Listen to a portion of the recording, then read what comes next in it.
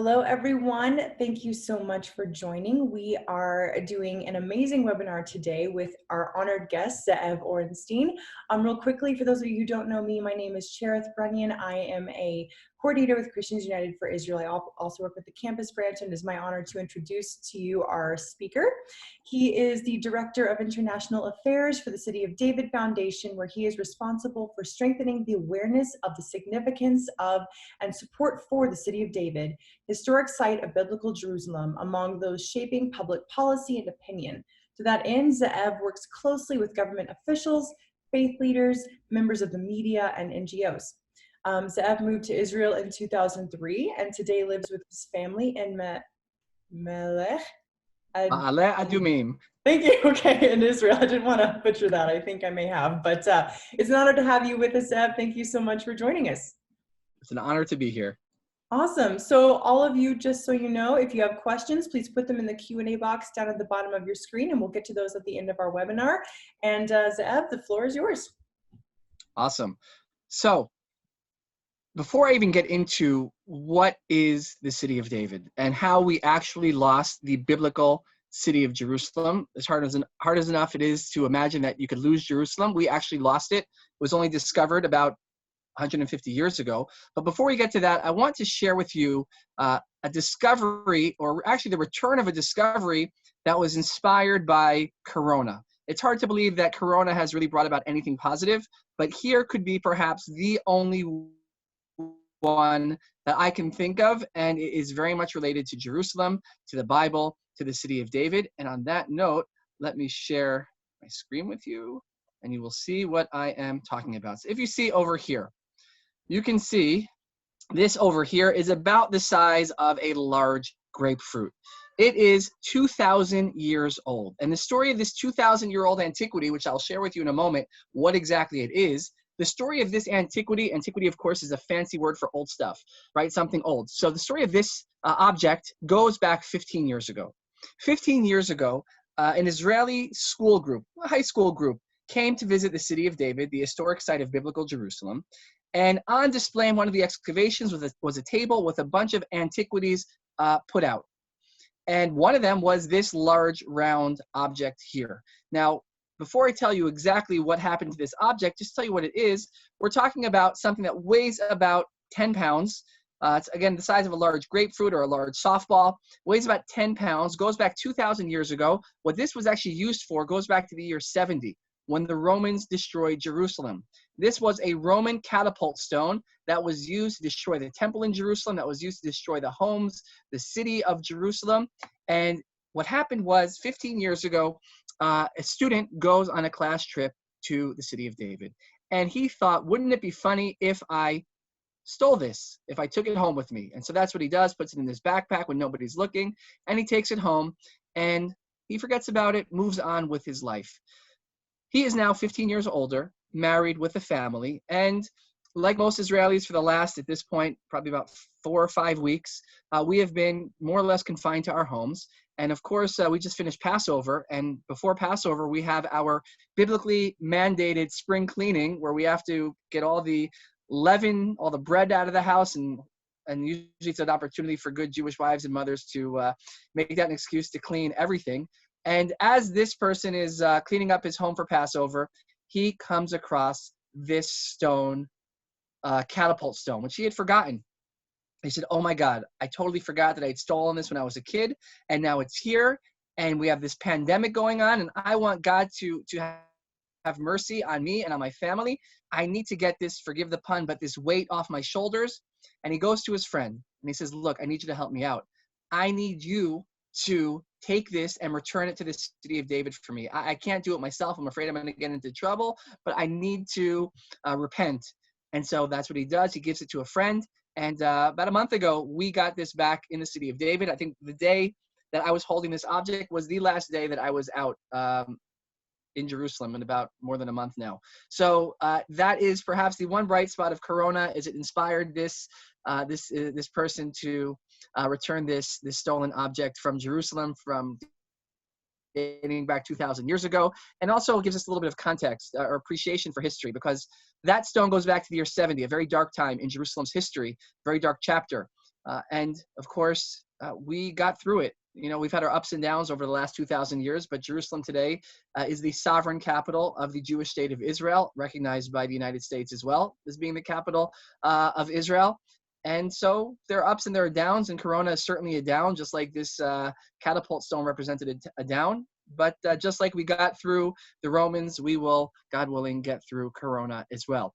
And on that note, what is the city of David? So when you think of Jerusalem, when you think of all the places that make Jerusalem, Jerusalem, you're largely thinking of the places that you could see in the picture here. This is the area known as the Holy Basin, the 1 square mile area where you can find virtually every holy site that is significant to Jews and to Christians is in this 1 square mile over here. So in the center, we have the site of the Temple Mount, the biblical Mount Moriah. We have over here the Western Wall. Right over here are the Southern Steps. We have here the Church of the Holy Sepulchre and Garden Tomb. We have the Garden of Gethsemane over here to the east, the Mount of Olives to the east of that. And just south of the Temple Mount, south of the Southern Steps, is the city of David. So what is the city of David? So up until 150 years ago, when people think, where is the original biblical city of Jerusalem? The Jerusalem of this book over here, this is the Bible, the original, the Hebrew Bible. Where was the city of Jerusalem for King David, King Solomon, the prophets like Isaiah and Jeremiah?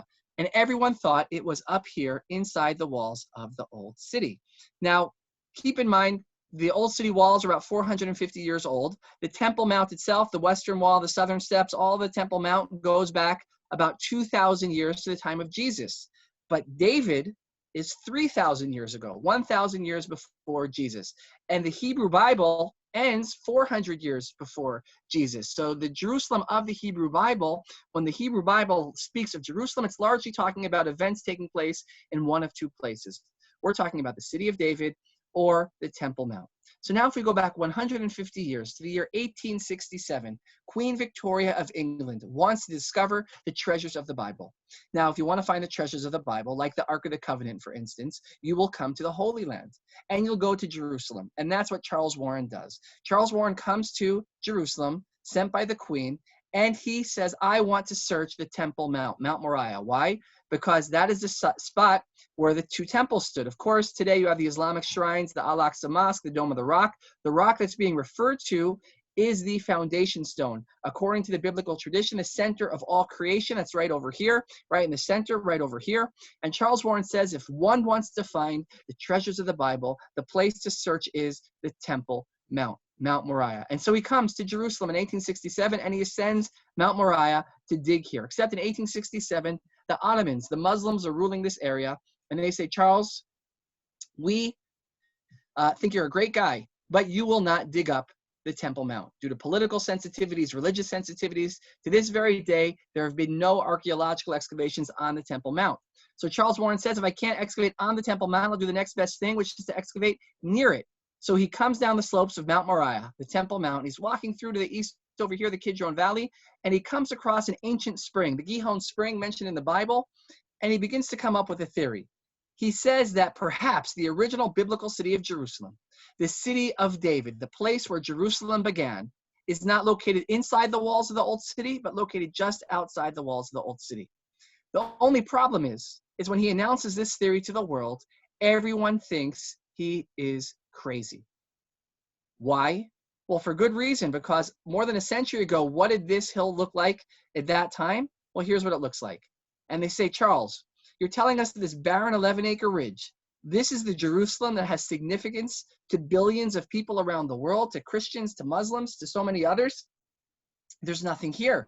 It has to be the old city of Jerusalem. And he says, I'm telling you, it is this spot, this hill over here. And people think he's crazy, but over the next 150 years, this is the site, it becomes understood, of biblical Jerusalem, of the city of David. It is one of the most archaeologically excavated sites in the world, the most excavated site in Israel. And today, everyone understands that this is the original location of the city of David, of biblical Jerusalem, of the Jerusalem of David and Solomon, of Hezekiah, of Isaiah and Jeremiah. This is where it was all happening. Now, what did it look like 3,000 years ago? So this is Jerusalem 3,000 years ago. This is during the time of King David. Now you can see over here, this is where Mount Moriah would have been, and there's nothing there 3,000 years ago. Here's where the old city would be. There's nothing there 3,000 years ago either. Solomon comes along and he builds the temple to the north, Mount Moriah. So here's the city of David. Here is the temple on the Temple Mount now, but here's the old city, still uninhabited. 2,000 years ago, 1,000 years after David, going to the time of Jesus, here's the city of David. Here is the Temple Mount, the Herodian temple, and here is what we more or less would say is the old city of Jerusalem. So how does the city of David start from this and ultimately become this over a period of 1,000 years? It's very simple. The answer is the aqueduct. The reason Jerusalem was first established where it was, the city of David, was because that's where the water was. But as the innovation of aqueducts is developed and brought to the region, you no longer need to live where the water is. The water can come to you. And that is how Jerusalem ends up looking like this. Now, how do we end up losing the city of David? Because when the Romans destroyed Jerusalem in the year 70, what they do is, after they destroy it, it begins to be rebuilt. And where is it being rebuilt? It's being rebuilt in the area up here, more or less what we know as the old city today. And people forgot that there was ever a reason to live down here in the first place. And we lost biblical Jerusalem, only to have it been rediscovered over the last century. And for those of you who have not yet visited, I highly, highly encourage you to come and see it for yourselves, to literally walk in the footsteps of the Bible. Now, I want to share with you a very significant discovery, which I'm sure will touch the hearts of all of you here. And it goes back to 2004. 2004, at the very southern end of the city of David, there is a road. Beneath the road, there is a sewage pipe. And in 2004, the sewage pipe bursts. Now, in Jerusalem is not just another municipality. In Jerusalem, when a sewage pipe breaks, you don't only send in the construction crews. You also have to send in the archaeologists. So the archaeologists come in, and they're supervising the repair of the sewage pipe. And they begin to hear scraping and scratching. It doesn't sound right. So they don't understand what's going on. What are they scraping up against? So they clear everyone out. And it turns out that in repairing the sewage pipe, they had inadvertently uncovered these ancient stone steps, 2,000 years old. And the archaeologists understood there was only one other place in all of Jerusalem where you have steps just like these, 2,000 years old, going back to the 1st century CE, to the late Second Temple period, to the time of Jesus, right? And what other steps we have in Jerusalem that look like these? These are the steps over here, the steps leading up to the southern ascent to the Temple Mount, right? So, and both are from 2,000 years ago. Both are identical. So there must be a connection. So the question is, what's the connection? So first, the archaeologists said, we know what these steps are by the Temple Mount. These were the steps that would have led, the southern steps that would have led into the temple 2,000 years ago. So then the question was, well, what are the lower steps? And they realized these lower steps over here are the steps that would have led down to the ancient pool of Siloam 2,000 years ago. Now, what is the pool of Siloam? The pool of Siloam, of course, has a lot of significance in the Christian scriptures. The Bible tells us that this is the place 3 times a year all of Israel would have to go on pilgrimage up to the temple on the Temple Mount.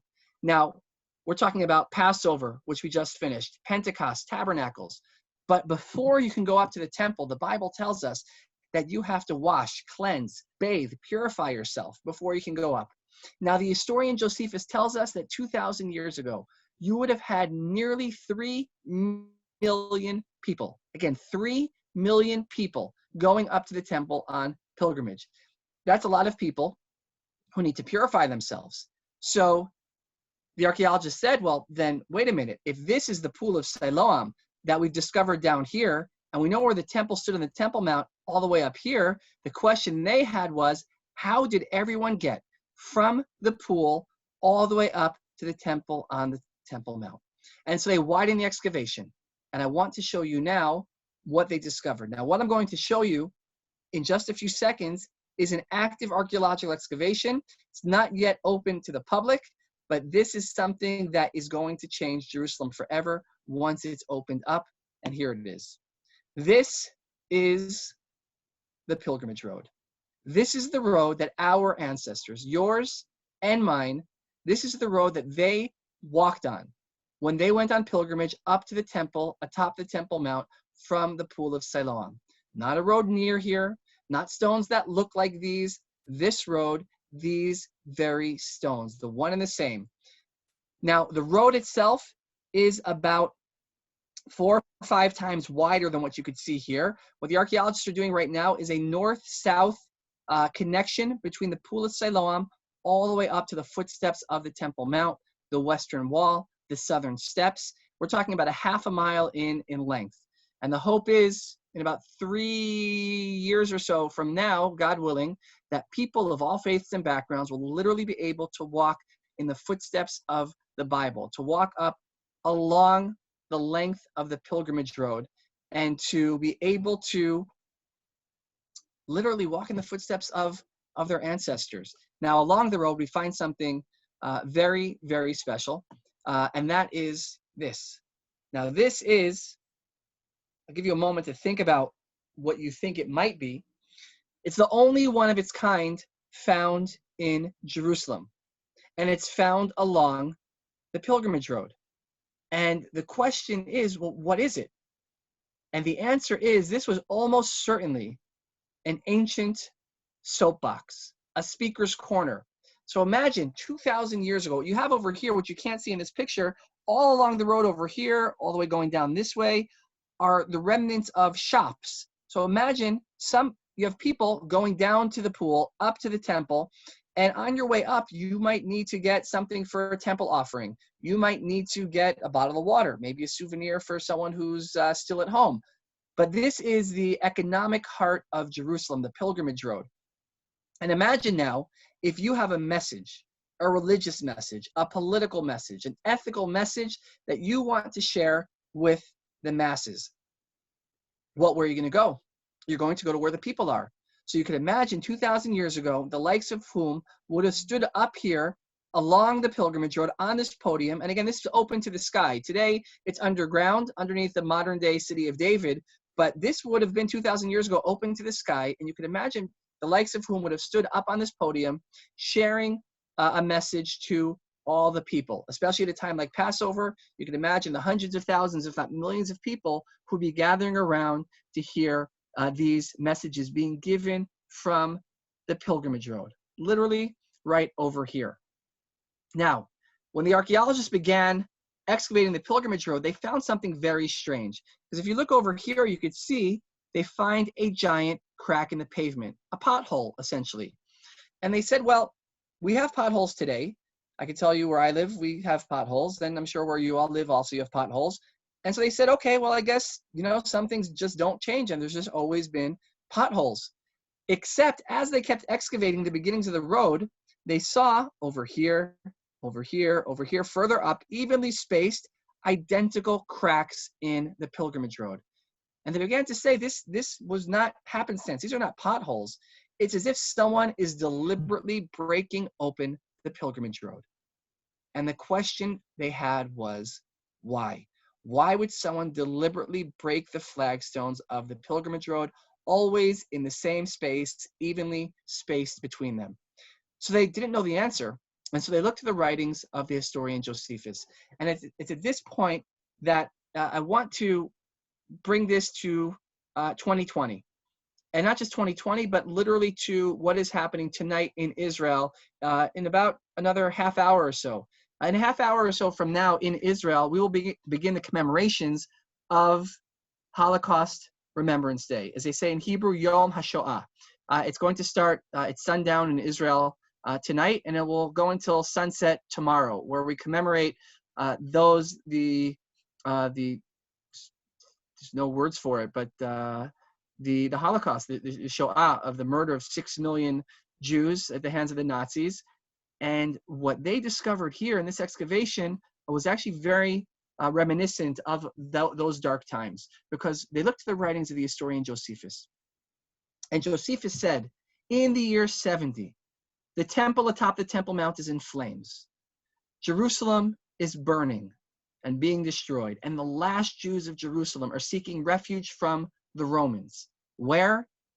Down here in the drainage channel beneath the pilgrimage road, in the sewers. Just like the Jews were hiding from the Nazis in the ghettos and elsewhere in the sewers, hiding for their lives, the Jews 2,000 years ago in Jerusalem in the year 70 were hiding beneath the sewers of the pilgrimage road, of Jerusalem, of the city of David. And and they were hiding. And archaeologists find over here whole cooking pots inside the drainage channel, meaning the Jews who were hiding from the Romans. They were living there for days, perhaps weeks, maybe even for months, until the Romans broke open the flagstones with sledgehammers and found 2,000 Jews hiding in the drainage channel, in the sewers. And the Romans, Josephus goes on to say, the Romans found them, and archaeologists find this Roman sword and scabbard. The Romans found those 2,000 Jews, and Josephus tells us that they killed them all, presumably with swords like this one discovered here in the drainage channel beneath the pilgrimage road in the city of David. So what you see over here really is the end of Jerusalem, going back to the year 70. This was the destruction of Jerusalem and the Jews of Jerusalem going back to the year 70. Now, in the years leading up to the destruction of Jerusalem, the Jews were minting coins just like the one you could see over here, right? You could see along the pilgrimage road, there's a coin, and this coin was melted onto the flagstones of the pilgrimage road in the fires that destroyed Jerusalem in the year 70. And I want to show you a coin just like that. But before I do, just to show you what it would look like if it was totally clean, it looks like this. And this was a coin that was minted between the years of 66 and 70. And it was minted during the period known as the Great Revolt, the Great Jewish Revolt for freedom against the Roman occupation of Jerusalem. And scholars have long wondered why they were minting these coins. But before I tell you why they were minting these coins, I want to show you a few other things. So first, if you look over here, you can see over here, one such coin over here. But here is an identical coin, 2,000 years old. And I want to tell you why they were minting these coins. But before I tell you why the Jews were minting these coins, I want to show you what the Romans were doing at the same time. So if you take a look over here, here's a coin minted in the year 71, right? The Romans, here's the Roman Emperor Vespasian. And Vespasian was the emperor of Rome at the time. And on the coin, you could see a Roman legionnaire towering above a Jewish woman on her knees crying. This was the Roman victory coin they minted after they defeated Jerusalem. And on the coin it says, you can read it yourselves, Judea capta. Judea has been captured or defeated. This was the most widely minted victory coin ever minted by the Romans, as if to say their victory over Jerusalem and Judea. Judea was the name of the country. The reason Jews are called Jews is because we come from Judea. Yehudim come from Yehuda, right? This was the most widely minted victory coin for any victory the Romans ever had. Now, if you've gone to Rome, you may have seen this. This is the Arch of Titus. Now, who is Titus? Titus would go on to become the emperor of Rome. But before he was the emperor of Rome, he was the commander of the 10th Roman Legion, which destroys Jerusalem. On the arch, you could see here the temple treasures, like the menorah, one of the temple vessels being led out of Jerusalem and into Rome. So you can see how proud the Romans were of this victory.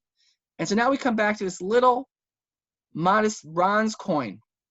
And scholars have long wondered, why were the Jews minting these coins between 66 and 70 during the Great Revolt? Because at that time, as far as a currency, it was worthless. And if the Jews really wanted to fight the Romans, why didn't they use the metal from a coin like this? Why didn't they use the metal to make weapons instead of a worthless currency? And so I want to share with you an answer that I heard to this question.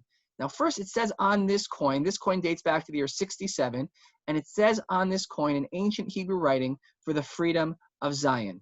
Zion, of course, being another name for Jerusalem, for the freedom of Jerusalem. So why mint these coins if they had no hope of victory? And the answer that I heard is the Jews of Jerusalem understood that even though they may not be able to withstand the Romans now, they believed that one day in the future, their descendants would return and find these coins and know what their ancestors lived and died for a free Jerusalem. Now, they probably thought it would be a few years, maybe a few decades, maybe a century at the most. They couldn't imagine it would be nearly 2,000 years before their descendants would return as sovereign to Jerusalem. But eventually they did. And today, in 2020, Jerusalem is the capital of the Jewish state of Israel. And, you know, when we think about the pilgrimage road, it's an amazing thing that when you think of the wonders of the world, you could think of the pyramids in Egypt, the Colosseum in Rome, and the pilgrimage road, once this is open, from, I believe, this will not only belong in that same conversation among the great wonders of the world, I believe this will transcend them. And I'll tell you why. If you visited Egypt and you've gone to see the pyramids, then you could go there and say, wow, look at the marvel of the architecture and the engineering from 4,000 years ago. Who could believe such a thing? But the Egypt that built those pyramids, long gone. You can go to Rome and see the Colosseum of the great Roman Empire, which they say could have held up to 1 million people, perhaps. It was so big. And again, how did they build it? Engineering-wise, it's hard to fathom. And yet they did. But where's the great Roman Empire today? Where's, the great ancient Greek civilization? All those civilizations, you want to see the Parthenon, same thing. All those civilizations, if you want to see them today, you can go to a museum. You can read history books. But the pilgrimage road, that this is not history. This is the continuation of a story. Because it's not once upon a time there were Jews in a place called Jerusalem. There were Christians in a place called Jerusalem. There are still Jews. There are still Christians. There's still a Jerusalem with the same faith, with the same customs, the same traditions, the same festivals, worshiping the same God as we did 2,000 years ago. The Egyptians can't say that. The Romans can't say that. The Greeks can't say that. And since we're about to begin Yom HaShoah, the Nazis can't say that either, right? And yet we are still here uncovering our shared heritage in Jerusalem, where we will literally be able to walk in just a few years' time in the footsteps of the Bible. What you're looking at here, the pilgrimage road, running from the Pool of Siloam at the southern end of the city of David, biblical Jerusalem, the place where Jerusalem began, from the Pool of Siloam, which is 100% the Pool of Siloam that we're going to be excavating in the city of David, up along the pilgrimage road, which is 100% the pilgrimage road, coming out by the footsteps of the Temple Mount. It's all 100%. It's 100% the Pool of Siloam, 100% the pilgrimage road in the city of David, 100% the Temple Mount. This is the most significant half mile in the world. You will not find a half mile anywhere in the world with more significance to more people than this half mile here, that the pilgrimage road is connecting between the Pool of Siloam at the southern end of the city of David all the way up to the footsteps of the Temple Mount. And soon enough, it will be opened up. And I want to end with one thought. I'm sure you're all familiar with the Psalms. There's about 10 Psalms, beginning around 120 or so, which are called the Songs of Ascent. And what does that mean, a song of ascent? And, when you're in the United States, it's very easy to think, well, it's a spiritual, you're going up spiritually, you're going up to the temple spiritually, which of course is true. But when would they have said these special songs of ascent? They would have said them as they were ascending up to the Temple Mount. When you walk up from the Pool of Siloam, all the way up the pilgrimage road, up to the southern steps and into the Temple Mount, you are physically going up. And therefore, the songs of ascent were not just a spiritual ascent. They were describing what one was doing, what one was singing during their physical pilgrimage up to the temple on the Temple Mount, up from the Pool of Siloam, up along the pilgrimage road, through the city of David, coming out at the Temple Mount. When you're in the place where the Bible happened, the words of the Bible come to life. And that's what this excavation represents. And I could tell you one last anecdote about Yom HaShoah. Many of you may have heard of Elie Wiesel. Elie Wiesel was a Holocaust survivor. He wrote the very famous book Night, among many other famous books about the Holocaust. And when he would be in Israel on Yom HaShoah, or on Tisha B'Av, the 9th day of Av, when we mourn the destruction of Jerusalem and the temples, he would say that he would go to visit Yad Vashem, which is Israel's Holocaust memorial, and then he would come to visit the city of David. Because on the one hand, we have the destruction, and then we have the renewed life in Jerusalem, and that's what the city of David represents. And so, God willing, all of you, your friends, your family, your communities, your churches will all be able to come to Jerusalem, God willing, in the very near future, please God, and be able to walk in the footsteps of the Bible. This is just a small amount of what's been discovered in the city of David. There's so much more to share with you in the future, so many discoveries that are continuing to affirm the word, and the majority of the site is still yet to even be excavated. So the best is still yet to come. And on this note, I'll be happy to answer any questions that you may have. Wow, absolutely astounding hearing the Jewish claim to the land, the heritage, and all of the rich history that's still being uncovered. It's absolutely incredible. So just a reminder, everyone, we're opening up the floor for questions for Ze'ev. So if you have questions, please put them in the Q&A box down below. And we are going to head and get started with a question. We have someone who's asking, do you think the pilgrimage road is completely excavated in 3 or more years? That when it will be excavated, that Jews and Christians, the communities alike, will begin to use it in ascending during the celebration of the 3 feasts of Passover, Pentecost, and Tabernacles. Do you think that that will become a thing?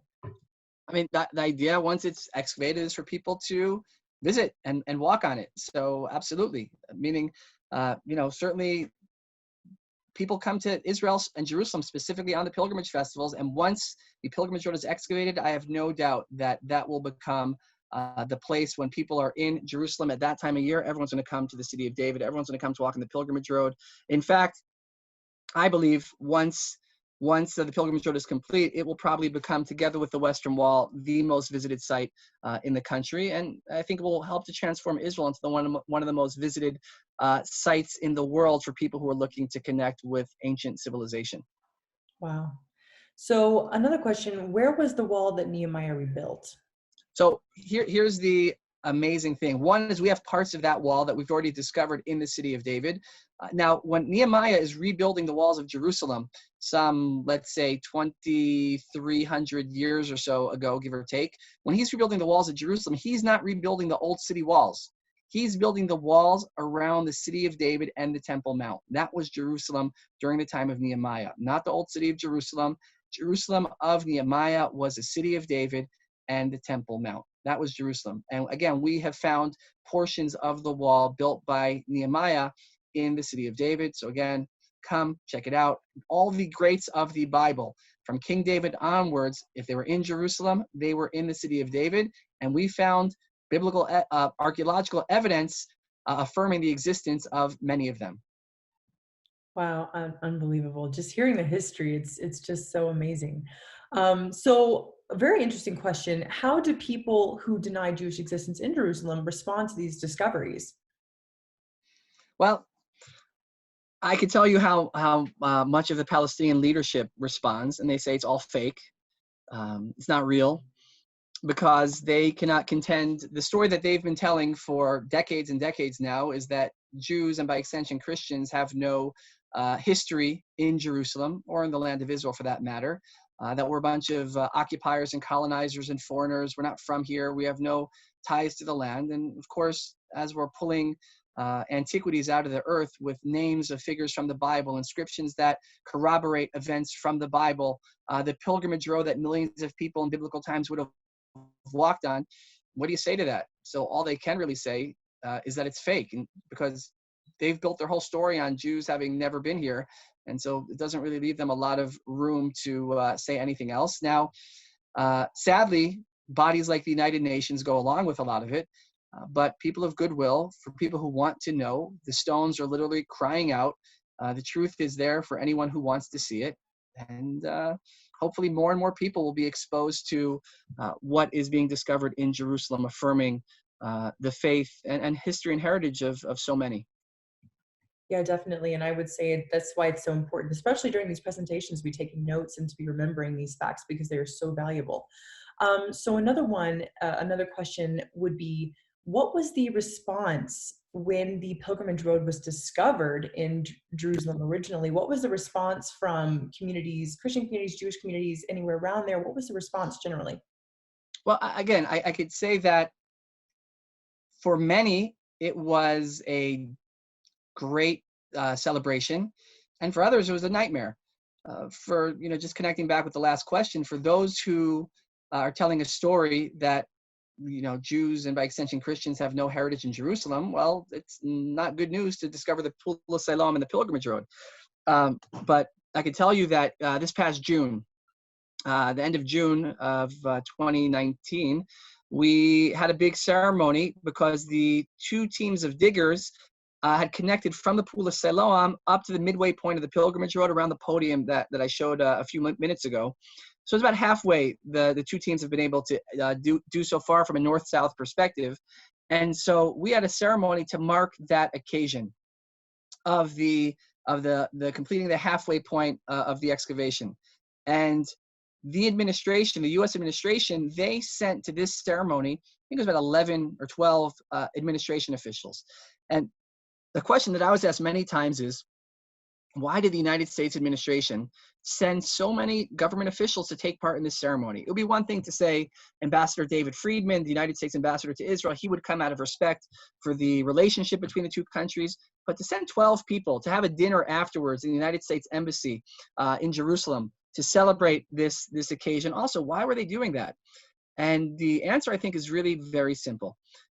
The heritage, the foundations that the United States is built upon, the Judeo-Christian heritage, that is, Jerusalem is not just significant to the Jewish people alone. It's significant to many others, including Christians, including the founding fathers of America. They understood that the Bible was central to who they were and wanted to be as Americans, as a future country. The values that America is built upon were inspired by the people, the kings and prophets who walked through the pages of the Bible in Jerusalem.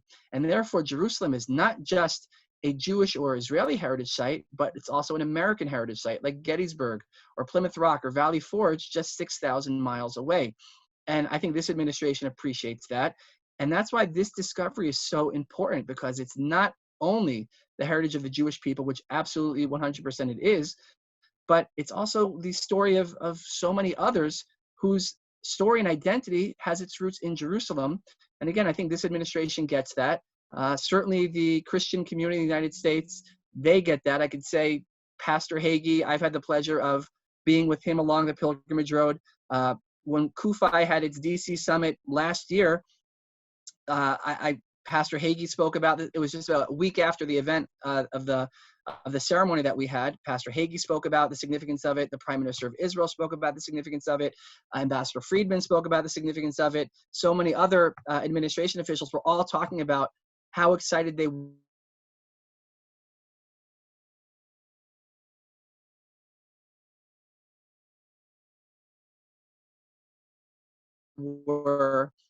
for the Pilgrimage Road. And I think it's also to Israel, to the Jewish people, and also to Christians who are united for Israel, Christians who love Israel as well, what it represents for them. Wow, it's amazing to hear all of the communities joining together, hear that rich history. So a couple more questions and then we will wrap up. Kind of a location question. Where was the Tabernacle of David set up? Do you have a location for that generally?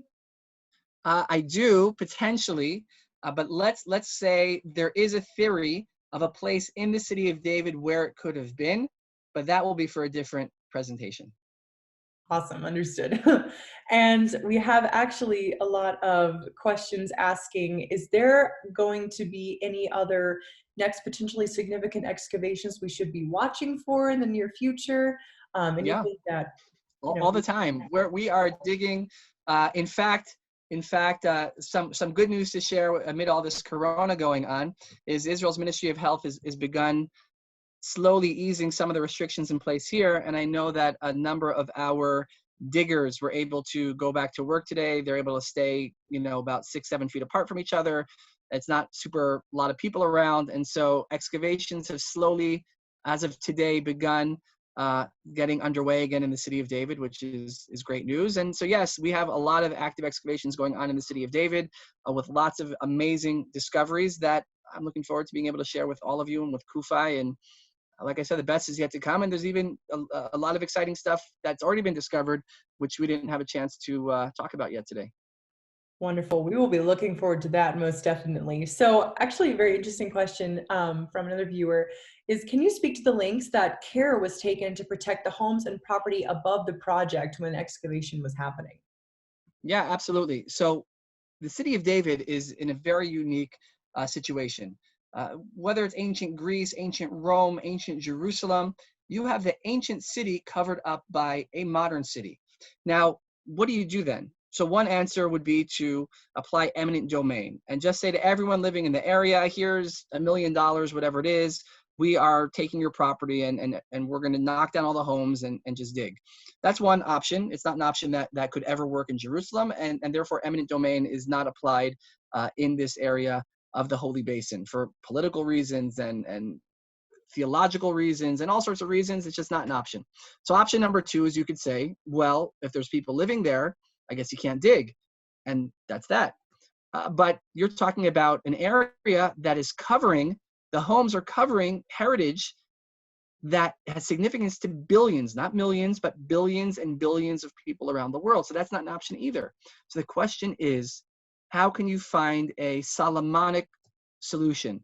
How can you use wisdom to find perhaps the closest solution that is the best of both worlds? How can we protect and preserve the modern Jerusalem, the modern city of David, while uncovering the ancient and making it accessible to people of all faiths and backgrounds? And therefore, the engineering that's involved in an excavation like the Pilgrimage Road, the Pilgrimage Road excavation is going to run us probably in excess of $300 million to excavate.